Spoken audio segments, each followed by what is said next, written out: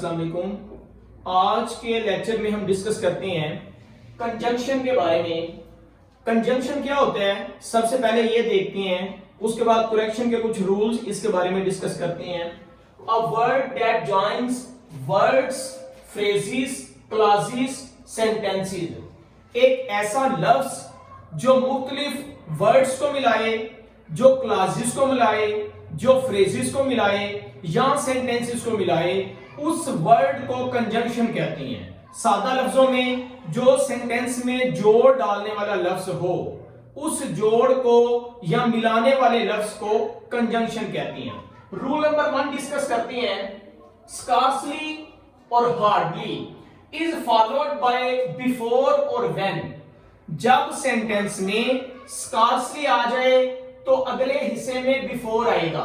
इसी तरह अगर हार्डली आ जाए तो अगले हिस्से में व्हेन आएगा। और नॉट बाय देन और डेट, स्कार्सली के बाद दूसरे हिस्से में देन या हार्डली के बाद दूसरे हिस्से में डेट नहीं आ सकता। और दूसरी बात यह है, एक तो चीज यह ध्यान में रखें कि स्कार्सली और हार्डली के बाद बिफोर और व्हेन लगाना है। और दूसरी बात यह है, if these conjunctions begin a sentence, अगर इन कंजंक्शन से सेंटेंस शुरू हो रहा हो तो helping verb should be placed before the subject. तो जो हेल्पिंग वर्ब है वो सब्जेक्ट से पीछे यूज करेंगे, मतलब पहले हेल्पिंग वर्ब यूज करेंगे, सब्जेक्ट उसके बाद यूज करेंगे। दो चीजें हैं, स्कार्सली और हार्डली के अगले हिस्से में बिफोर और व्हेन आएगा। और अगर स्कार्सली और हार्डली से फिक्रा या सेंटेंस स्टार्ट हो रहा है तो फिर जो हमारा हेल्पिंग वर्ब होगा वो हमारे सब्जेक्ट से पहले आएगा। मसलन पहली एग्जांपल है, I had scarcely stepped out then the bell rang. तो यहां मैंने बताया कि अगर सेंटेंस में स्कार्सली का वर्ड आ जाए तो दूसरे हिस्से में देन की बजाय बिफोर का वर्ड लगाएंगे। आई हैड स्कार्सली स्टेप्ड आउट, मैं बमुश्किल ही बाहर निकला ही था, बिफोर द बेल रैंग। तो इसका मतलब है स्कार्सली के दूसरे हिस्से में बिफोर आएगा, देन गलत होगा। अब उसकी दूसरी एग्जांपल है जो नीचे मैंने लिखा है, hardly I had gone out, या फिर hardly had I gone out. मैंने बताया था अगर सेंटेंस स्कार्सली या हार्डली से शुरू हो रहा है तो हमारा सब्जेक्ट जो है उससे पहले वह हेल्पिंग वर्ब आना चाहिए। तो देखें, स्कार्सली या हार्डली अगर सेंटेंस से शुरू में आ रहा है तो आई हैड गलत होगा, हैड आई सब्जेक्ट से पहले हैड लगा देंगे। Scarcely had I gone out. और आपको पता है स्कार्सली के दूसरे हिस्से में डेट नहीं आता, व्हेन आता है। तो हार्डली के दूसरे हिस्से में व्हेन आता है, जैसा कि hardly had I gone out when it began to rain. तो ये दो चीजें इनमें ध्यान में रखिएगा। नेक्स्ट रूल नंबर 2 डिस्कस करते हैं, आइदर और वेदर। ये दो वर्ड हैं, आइदर और वेदर कंजंक्शन के लिए इस्तेमाल करती हैं। इज फॉलोड बाय और, आइदर आ जाए तो अगले हिस्से में और आएगा, वेदर आ जाए तो अगले हिस्से में और आएगा। और neither is followed bye nor, अगर पहले हिस्से में नीदर का वर्ड आ रहा है तो अगले हिस्से में नॉर आएगा। इसका सादा मीनिंग ये हो गया कि आइदर वेदर के बाद और आ गया और नीदर के बाद नॉर आ गया। देखते हैं, either he nor his brother has stolen my pen. मैंने बताया आइदर के दूसरे हिस्से में और आना है तो नॉर गलत होगा, आइदर ही और his brother has stolen my pen. दूसरा है, I shall go whether you accompany me and not. ये एंड गलत है, जब यहां पर वेदर आ रहा है तो आई shall go whether you accompany मी और नॉट, आप मेरे साथ जाएं या ना जाएं। नेक्स्ट रूल नंबर 3 डिस्कस करते हैं, sooner, no sooner, no fewer, no other, rather और लेस। ये कुछ कंजंक्शन वाले वर्ड हैं जिसमें दोबारा सुने, sooner, no fewer, no other, rather और लेस। अगर ये आ रहे हो तो आर फॉलोड बाय देन, इसके दूसरे हिस्से में हम देन लगाएंगे।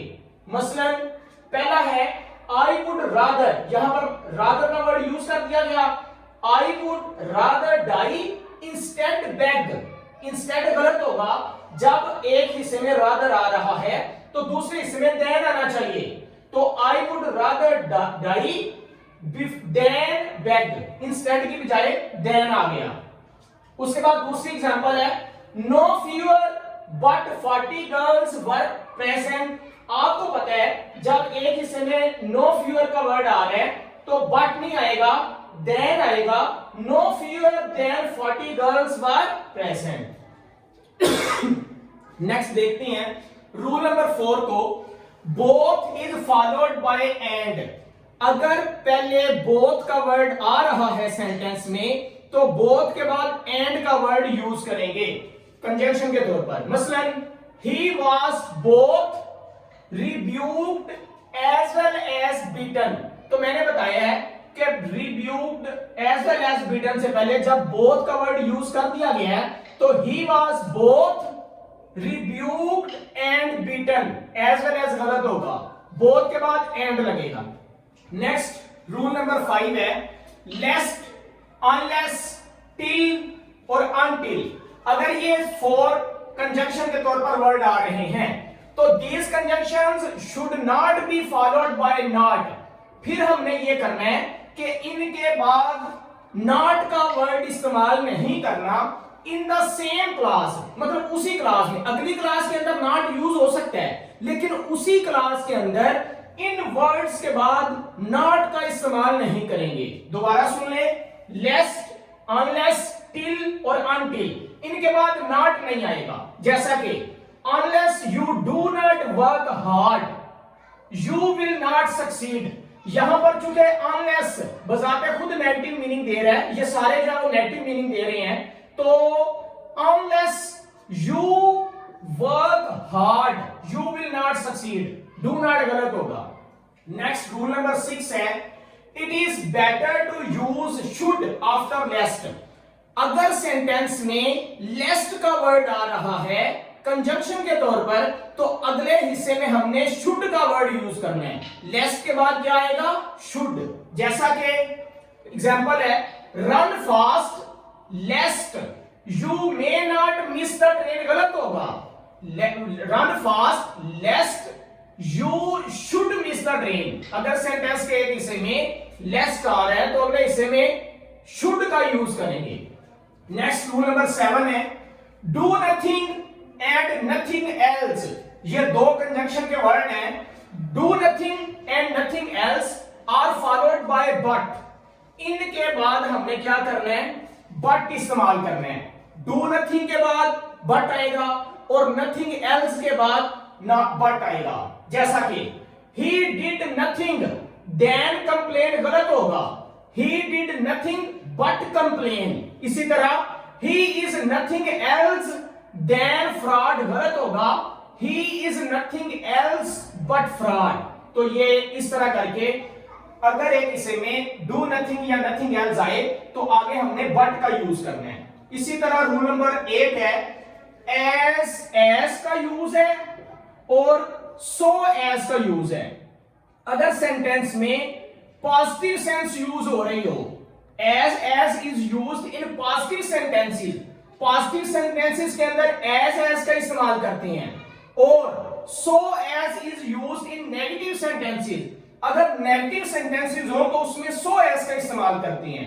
मतलब मुस्बत फिक्रों के अंदर एज आएगा, मनफी के अंदर सो एज आएगा। जैसा कि he is so tall as I, तो इसका मतलब यह है कि ये so गलत होगा क्योंकि ये पॉजिटिव सेंटेंस है। तो he is as tall as I, मैंने बताया है कि as पॉजिटिव सेंटेंस में यूज होता है, तो अगर सेंटेंस पॉजिटिव है तो होगा he is as tall as I। इसी तरह सेकंड है he is not as smart as her sister। यहां आप देखें सेंटेंस नेगेटिव है, नॉट का यूज किया गया है, तो इसलिए नेगेटिव सेंटेंस में सो एज का इस्तेमाल करना है। He is not so smart as her sister. Last rule है हमारे पास, as if is followed by were या हैड बीन। अगर सेंटेंस में एज इफ आ जाए तो अगले हिस्से में क्या आएगा, वर या हैड बीन। जैसा कि he yells, as if sentence में आ गया ही इज मैड गलत होगा, ही वर मैड। हमने ये नहीं देखना कि ही के बाद इज यूज करते हैं तो यहां पर इज या वास आ जाए। अगर सेंटेंस में एज इफ आ रहा है तो दूसरे हिस्से में वर या हैड बीन आएंगे। He yells as if he were mad. ये फर्स्ट 9 रूल्स थे जो हमने डिस्कस किए हैं करेक्शन के हवाले से। नेक्स्ट रूल्स जो है वो नेक्स्ट वीडियो में देखते हैं।